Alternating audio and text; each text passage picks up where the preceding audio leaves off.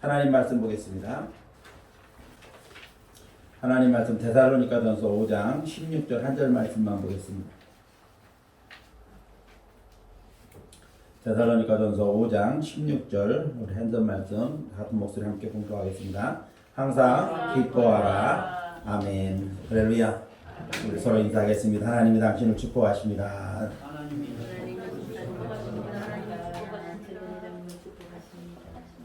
오늘도 하나님의 은혜와 축복이 사랑하는 성도 여러분들에게 가득하시기를 예수님의 이름으로 축복을 드립니다.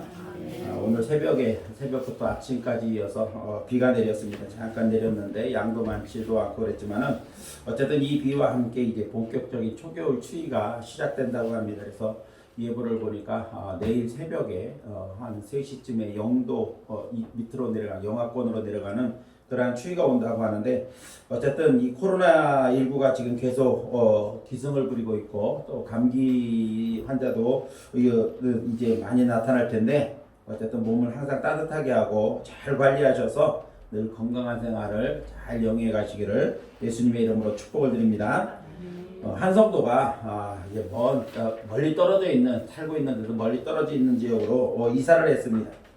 부득이하게 이제 교회를 옮기게 되었는데 처음 이사 온 동네라 이 동네에 있는 교회들 중에서 어떤 교회가 좋은 교회인지를 알 길이 없습니다. 그래서 이 교회를 갈까 저리 교회를 갈까 망설이다가 그만 주일이 되어버리고 말았습니다. 그래서 하는 수 없이 주일을 지켜야 되니까 이제 가까운 교회로 예배를 드리려고 발길이 이끄는 대로 한번 가보자. 그리고 길을 놔뒀습니다. 그런데 막상 길을 놔뒀지만은 어느 교회로 가야 될지를 결정하기가 쉽지를 않습니다. 한참 거리에서 서성거리고 있는데 경찰관 한 사람이 지나갑니다. 그래서 이 경찰관에게 찾아가서 이 동네에서 갈 만한 좋은 교회가 어디냐 좀 안내를 좀 해달라. 그렇게 물었습니다. 그랬더니 경찰은 뜻밖에도 그 동네에 있는 가까운 교회를 소개해 주는 것이 아니라 좀 멀리 떨어진 듯한 그러한 교회를 소개해 주는 것이었습니다. 그 성도는 경찰관이 가르쳐준 그 교회를 향해서 이제 가다가 문득 생각해 봤습니다. 아니 왜 경찰관이 이 동네에도 가까운 곳에도 교회가 있는데 왜 먼 곳에 있는 교회를 가르쳐줬을까 궁금해졌습니다. 그래서 이 성도는 가다 말고 돌아가서 다시 그 경찰관을 불러세우고 물었습니다. 왜 가까운 교회도 있는데 저렇게 멀리 떨어져 있는 교회를 소개해 주셨습니까? 라고 물었더니 경찰관이 뭐라고 대답을 하는가 하면 저는 교회를 다녀본 경험은 없습니다. 그래서 어떤 교회가 좋은 교회인지 저는 잘 모릅니다. 그런데 단지 저 교회는 제가 소개해드린 그 교회는 예배를 드리고 나오는 성도들의 얼굴에 기쁨이 가득하고 평화롭고 또 그렇게 보입니다. 그래서 저 교회가 어떤 교회인지 자세히는 모르지만 그 교회 성도들이 교회에서 나오는 모습을 보니까 그 교회가 좋은 교회일 것 같다. 기쁨이 충만한 교회인 것 같다. 그래서 소개를 해드렸습니다. 사실은 나도 언젠가는 저 교회를 한번 가보고 싶은 그러한 마음이 있습니다. 라고 말을 했다고 하는 겁니다. 자, 그렇습니다. 성도들의 얼굴은 그 교회의 얼굴과도 같습니다. 그래서 성도들의 얼굴은 움직이는 전도지다. 이렇게 말을 하기도 합니다. 자, 우리의 얼굴은 어떻습니까? 저와 여러분의 얼굴은 정말 우리 좋은 이웃교회에 전도지로 쓸만한 그런 기쁨이 충만한 그런 얼굴을 가지고 살아가십니까? 아니면 날마다 죽상을 하고 다니면서 얼굴만 봐도 힘들어 보이는 그러한 모습을 하고 있는지 한번 우리 모습을 점검해 봤으면 좋겠습니다. 서로 한번 옆 사람 한번 얼굴을 한번 서로 옆 사람 얼굴을 쳐다보면서 한번 인사해 봤으면 좋겠습니다. 당신의 얼굴을 보니 마치 예수님의 얼굴을 본 것처럼 반갑습니다. 이렇게 옆 사람하고 한번 인사를 나눠보시기 바랍니다.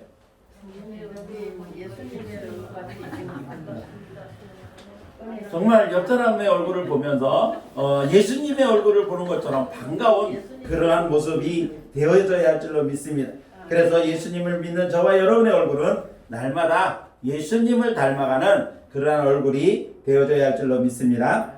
현대를 살아가는 사람들의 특징 중에 하나가 얼굴에 웃음기가 점점 사라지고 있다는 것입니다.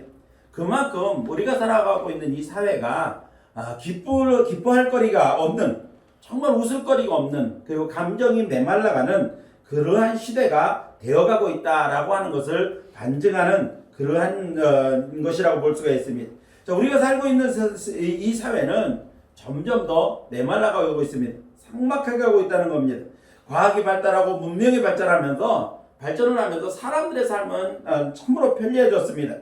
반면 이 편리해지기는 했지만 과학이 발달하고 문명이 발전하면서 또 부정적인 결과들도 적지 않게 나타나고 있다는 것입니다. 한 가지 예를 들어보면은 전화기가 보급되지 않았을 때에는 손편지로 글씨를 정성껏 써서 편지로 소식을 주고받았습니다.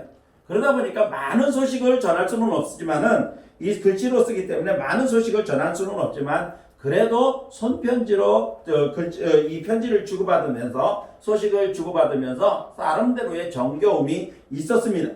자, 그러다가 전화기가 보급됩니다. 전화기가 보급되면서 상대방의 목소리를 들으면서 이야기를 나눌 수가 있습니다. 그래서 편지로 쓰는 것보다는 더 많은 그러한 이 소식을 주고받을 수는 있게 되었다는 겁니다. 그러다가 전화기가 이제 어느 정도 보급되고 나서부터는 등장한 것이 바로 휴대폰입니다. 휴대폰은 사람들을 정말 편리하게 만들었습니다. 전화를 걸려고 옆집에 달려가지 않아도 되고 전화를 걸려고 공중전화통을 찾아다니지 않아도 되는 편리함이 있었습니다. 자, 휴대전화가 이 보급되면서 사람들은 정말 많이 변했습니다. 뿐만 아니라 요즘은 한 해에도 새로운 기종들의 이 휴대폰들이 몇 대씩 나옵니다. 그러다 보니까는 멀쩡한 핸드폰도 1년만 되면 구형이 되어버리고 그래서 첨단 기능을 가진 새로운 핸드폰들이 등장을 하게 되었다는 겁니다. 자, 문제는 이런 것들이 발달하면서 사람과 사람 간의 소통이 사무적인 그러한 소통은 잘 될지 모르겠습니다만은 오히려 마음을 주고받는 소통에는 상당한 방해 요소가 되고 심지어는 서로의 소통을 단절시키는 그러한 결과까지도 가져왔다는 겁니다. 옛날 화롯불을 사이에 두고 얼굴을 마주보고 앉아서 담소를 나누던 그러한 시대는 이제 호랑이 담배 피던 시절 이야기가 되어버렸고 한 장소에 앉아있으면서도 서로의 얼굴을 쳐다보기보다는 TV를 향해서 혹은 다른 것들을 보느라고 시선이 한 곳에 집중되어져 버립니다. 뿐만 아니라 핸드폰을 보느라고 한 장소에 있으면서도 대화가 거의 멈춰진 단절된 상태로 살아가고 있다는 것입니다. 이런 속에서 우리가 기쁨을 나눈다고 하는 것은 쉽지가 않습니다. 성경을 보면은 바울 서신에는 그리스도인의 삶은 언제나 기쁜 삶이 되어야 한다. 사도 바울은 그렇게 말을 합니다.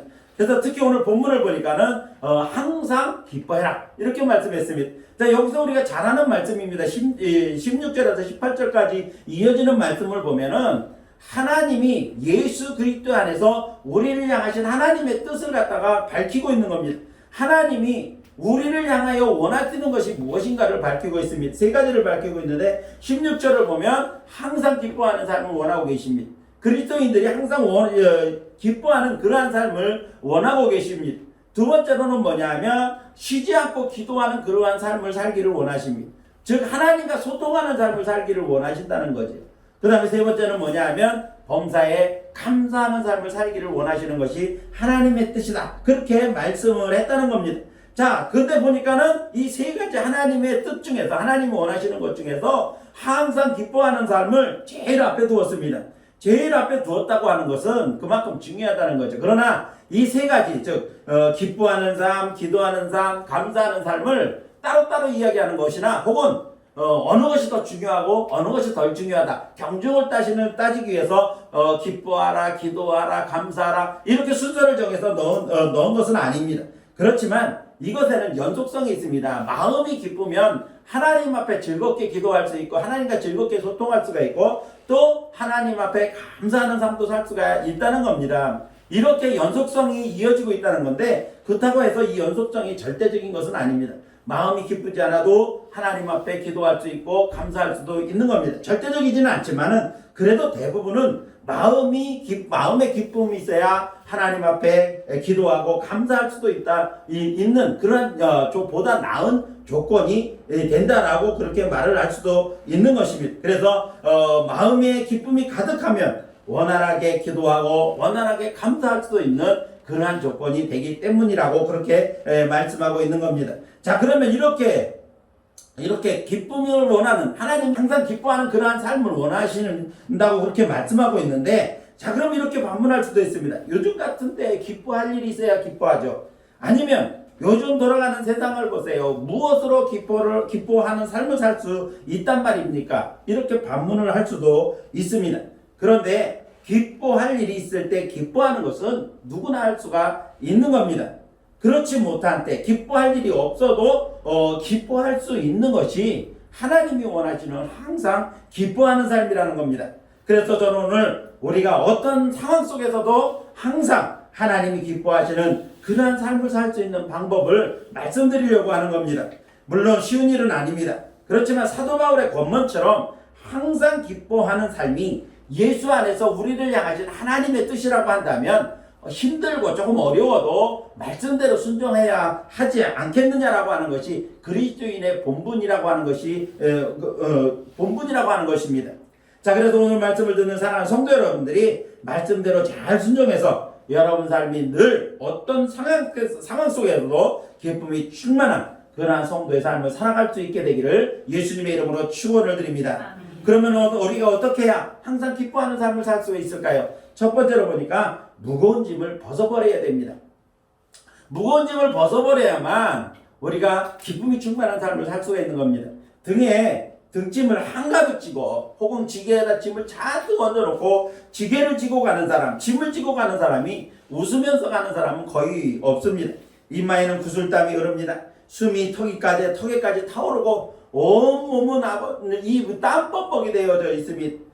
이런 사람이 껄껄 웃으면서 기뻐하면서 길을 간다고 한다면 그것을 보는 다른 사람들이 생각할 때 저 사람이 정상적인가? 라고 생각하는 사람은 거의 없을 것입니다. 그만큼 짊어진 짐을 지고 가는 사람들은 힘들게 하는 겁니다. 그렇기 때문에 등에다 무거운 짐을 지고서는 절대로 기쁨의 삶을 살 수가 없다는 겁니다. 그러므로 기쁨을 회복하고 항상 기쁨의 삶을 살려면 어떻게 해야 되느냐? 우리 등에 짊어진 짐을 내려놓아야 합니다. 마치 지게를 내려놓았을 때 구슬땀을 흘리면서 짐을 지고 가다가 그 지게를 내려놓았을 때 그 현함, 그 가뿐함, 그런 느낌처럼 우리 등에 짊어진 짐을 내려놓아야만 우리가 기쁨의 삶을, 항상 기뻐하는 삶을 살 수가 있다는 겁니다. 자, 그러면 우리의 기쁨을 빼앗아가는 우리 등에 벗어버려야 할 짐은 무엇입니까? 첫 번째로는 제일 먼저 내려놓아야 할 짐은 뭐냐면 죄의 짐입니다. 죄의 짐. 자, 이 철로 역정이라고 하는 존 버년이 쓴 책을 보면 장망성이라고 하는 곳에서 장차 망할 성이라고 하는 장망성이라고 하는 곳에서 기독도라고 하는 크리스찬이라고 하는 사람이 떠납니다. 장망성이 장차 금방 망할 거기 때문에 그곳에 살 수가 없어서 그곳을 떠납니다. 그래서 천성을 향해 가는데 그 과정을 기록한 것이 바로 이 존 버년의 철로 역정이라고 하는 책입니다. 이것은 제2의 성경이라고 할 만큼 아주 그리스도인들에게 많은 교훈을 주는 그러한 책입니다. 자, 그런데 이 기독도가 가는데 장망성에서 떠나는데 아주 짐을 잔뜩 짊어지고 떠납니다. 그런데 그 짐이 어디 가서 내려지는가 하면 바로 십자가 아래에서 도착했을 때 그 짐을 전부 내려놓게 되어지는 겁니다. 이 장망성에서 이 기독도가 크리스찬이 짊어지고 나온 짐이 뭐냐면 바로 죄의 짐이라는 겁니다. 죄의 짐을 내려놓아야만 합니다. 우리 그리스도인들에게 모든 사람들에게 있어서 가장 우선 내려놓아야 할 짐이 뭐냐면 바로 죄의 짐입니다. 자, 죄의 짐은 어떻게 내려놓을 수가 있습니까?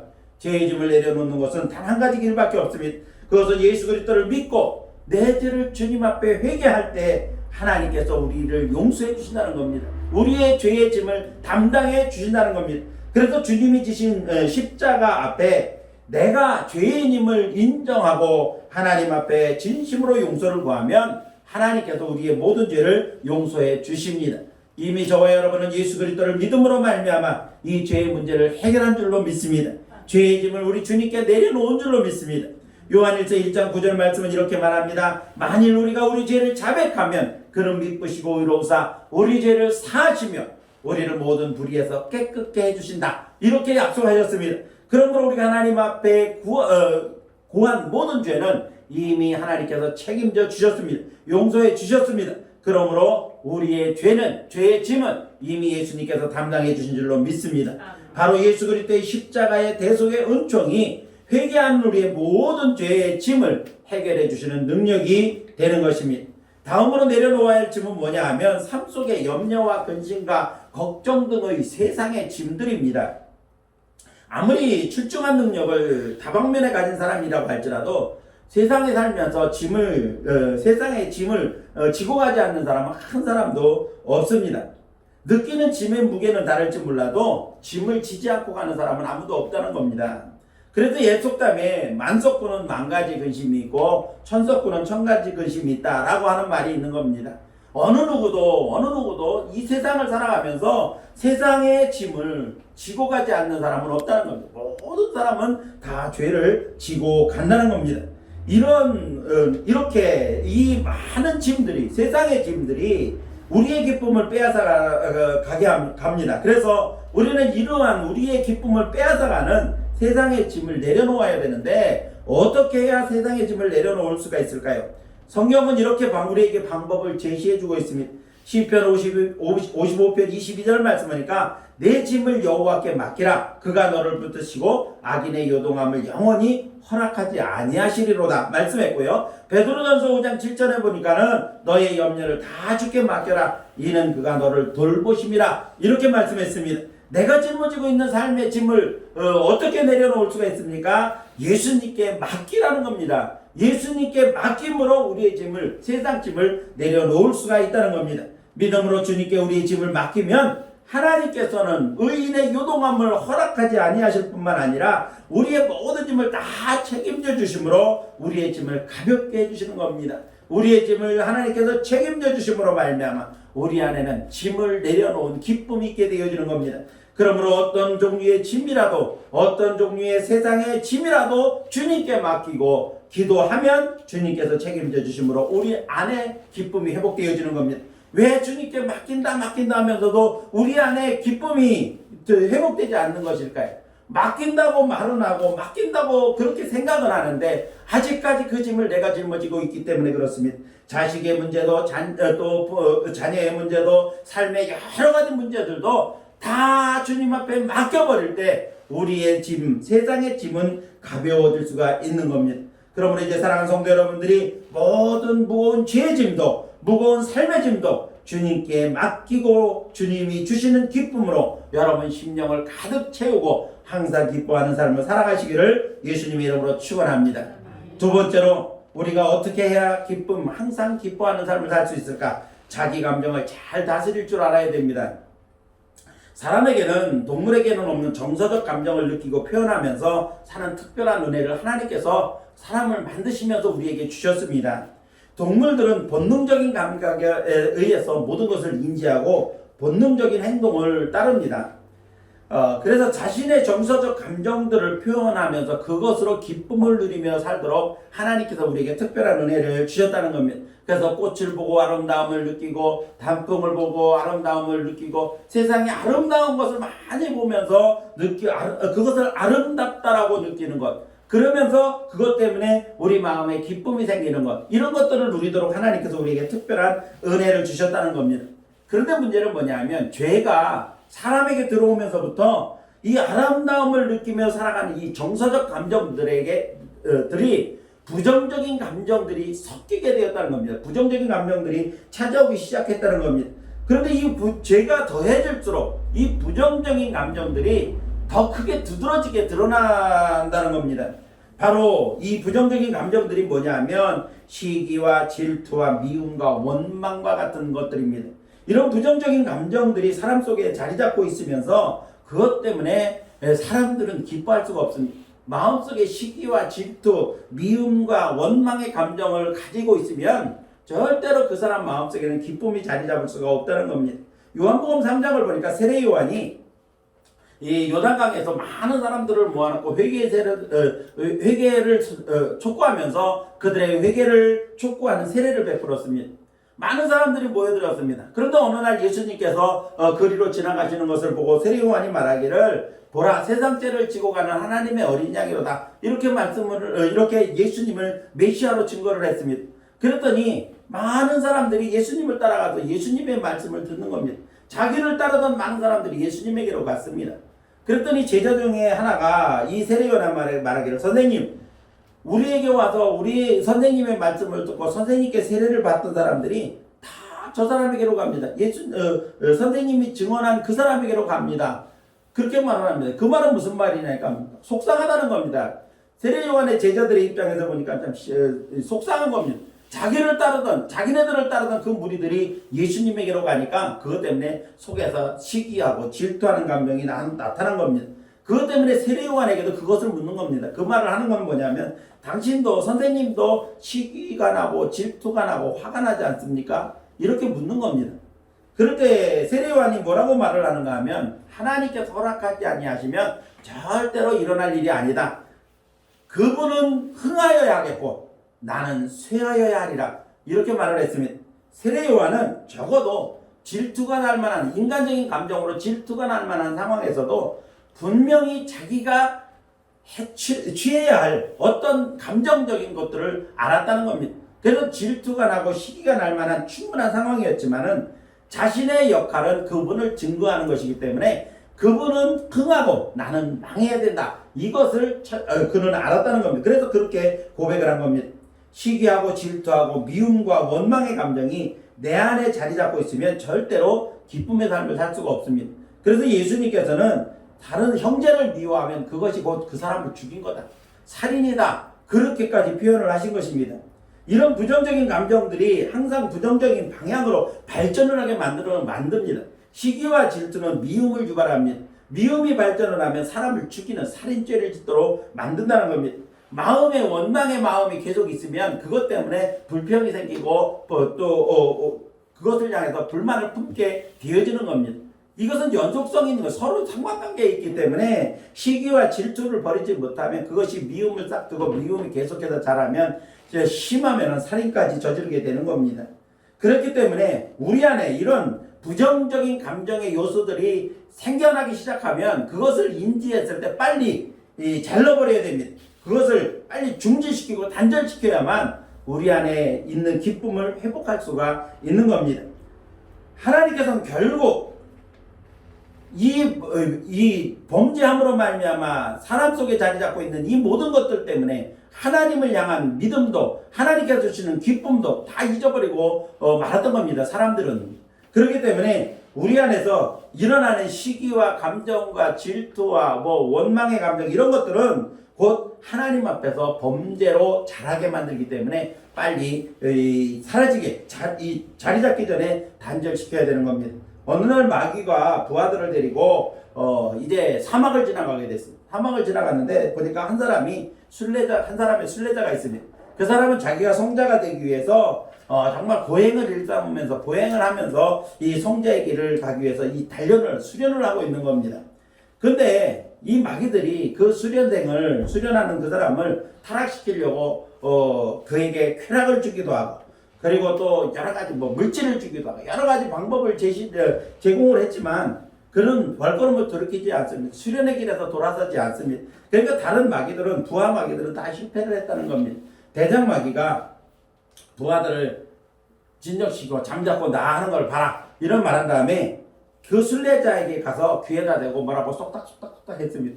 그랬더니 순례자가 지금까지 그렇게 물질을 줘도 쾌락을 줘도 꼼짝도 안 하던 이 순례자가 갑자기 돌아서서 순례의 길을 멈춰버리고 돌아가 버립니다. 그래서 부하들이 물었습니다. 도대체 뭐라고 그랬길래 저 순례자가 돌아갔습니까? 라고 물었더니 이 대장 마귀가 말하기를 그거야 간단하지. 뭐라고 그랬냐면 네 동생이 지금 알렉산드리아의 대주교가 되었다. 이렇게 말을 해줬다는 겁니다. 그랬더니 그 말을 듣는 순간 이 순례자가 마음에 시기와 질투심이 일어나서 지금까지 닦았던 그 순례의 길을 다 포기하고 돌아가 버렸다는 겁니다. 그러면서 이 대장 마귀가 말하기를 인간들은 투기하게 만들어 놓으면 손쉽게 우리의 손으로 들어올 수 있단다. 이렇게 말을 했다고 하는 겁니다.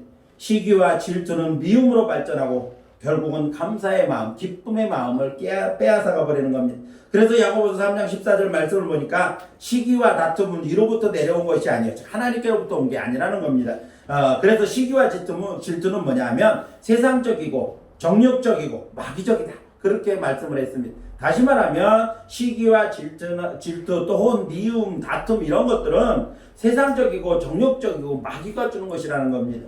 이런 것 때문에 우리 안에서 기쁨이 사라진다는 겁니다. 그렇기 때문에 시기와 질투, 미움, 원망의 감정을 빨리 뽑아버려야만 우리가 항상 기뻐하는 삶을 살 수가 있는 겁니다. 또 감정의 기복이 심한 사람이 있습니다.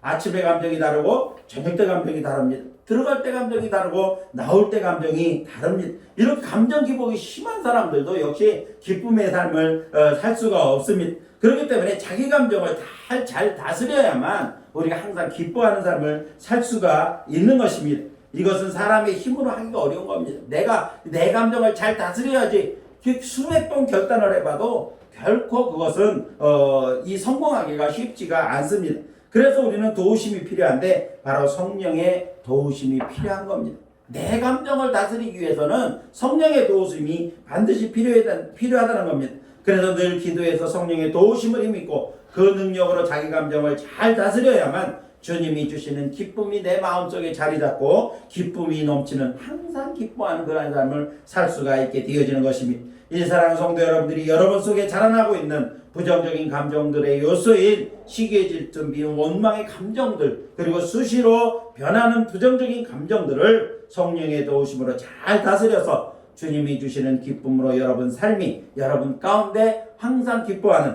그러한 삶을 살아갈 수 있기를 예수님의 이름으로 축원합니다.